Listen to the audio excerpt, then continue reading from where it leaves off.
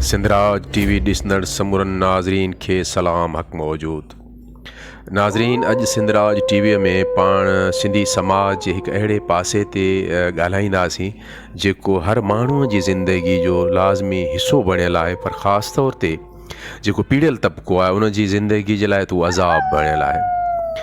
उहो आहे त माण्हूअ जे रूप में असां वटि जागीरदारी समाज जे अंदरि उहा इंसानियत अणलभ थी वई आहे। ऐं अॻे जेके पाण लोक कहाणियुनि में या ईअं वॾड़नि जे वाता ॿुधंदा हुआसीं तव्हां हिते जेको आहे सो फिलाणे ॻोठ खां फिलाणे ॻोठ ताईं वेंदे रस्ते में भगड़ विढ़ंदा हुआ, पोइ असां छा कंदा हुआसीं जो जूता लाहे कुखनि सां ॿधी उतां गुज़रंदा हुआसीं, संदरो ॿधी लठ या कुआड़ी हथ में खणी। ईअं हाणे जॾहिं सिंध में को बि पीड़ियल तबिके जो माण्हू पंहिंजे घरां निकिरे थो त उनखे सच बि त पंहिंजे चेल सां संदरो ॿधणो पवे थो, छो त उनखे अॻियां रुॻो भगड़नि खे ई मुंहुं ॾियणो थो पवे।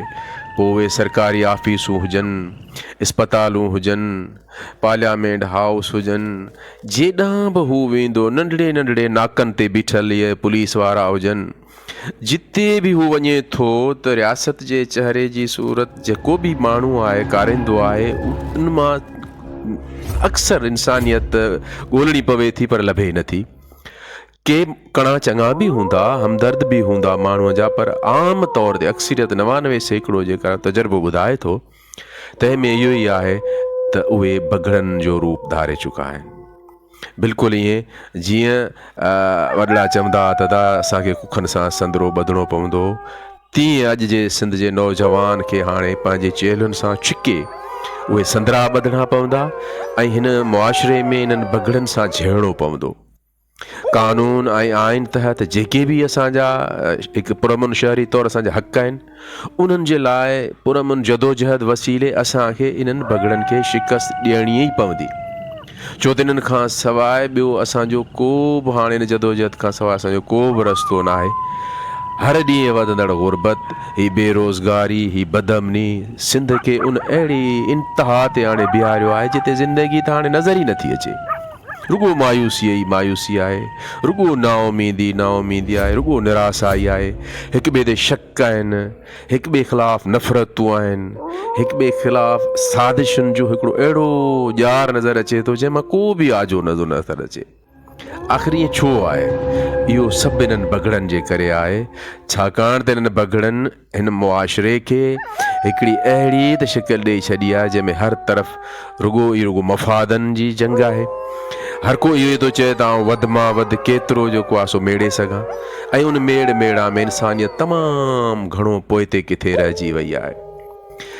ईअं ई तॾहिं त शायदि मुर्शिद बि 3 सदियूं जहिड़ो कर अॻ में पाण फरमायो त आदमन अख़लास मटाए माठो कयो, छो त आदमियुनि पंहिंजी जेका ख़ुलूस खां ज़िंदगी उहा बिल्कुलु परे करे पंहिंजो अख़लास मटाए अहिड़ो माठो करे छॾियो जो हाणे हर को ॿिए जे मांस खाइण में पूरो आहे। ऐं इहा ई हिन समाज जी वॾे मां वॾी गणती जोगी सूरत आहे। ऐं उन खां निकिरण लाइ, उन मां पंहिंजे ईंदड़ नसुलनि खे बचाइण लाइ सिंध जे नौजवाननि खे पंहिंजे रोशन ख़्याल, पंहिंजे वजूद जे उन बका वारे उन समाज लाइ उथणो पवंदो जेको असांजो बल्कि गॾियल इंसान जो उहो ख़्वाबु आहे जंहिंमें हर माण्हूअ खे पंहिंजे इज़त जो जियापो मुयसरु थी सघे। ऐं इहो जियापो निंड कंदे न मिलंदो, छो त मुर्शिद फरमायो त लहे कान लतीफ़ चए सिक सलामन साण। हीअ जेका असांखे सिक आहे उन समाज जी, उन लाइ असांखे हीअ सभु जबल झागणा पवंदा, असांखे इन्हनि भगड़नि सां क़दम क़दम ते झेड़णो पवंदो ऐं पंहिंजे शऊर सां, पंहिंजे अख़लाक सां, पंहिंजी ज़िमेवारीअ सां उन जदोजहद खे मंज़िल ते पहुचाइणो पवंदो जिते असांजा ईंदड़ नसुल हिकु इज़त भरियो जियापो माणे सघनि। जेकॾहिं असां इन्हनि भगड़नि सां न झेड़ियो त हीअ सिंध जे बाक़ी रहियल वजूद खे बि करंघे ताईं खाए वेंदा ऐं ईंदड़ नसुलनि खे ग़ुलामी ऐं महकूमी जी अहिड़ी खाई में उछड़ींदा जितां निकिरणु तमामु घणो माल थींदो।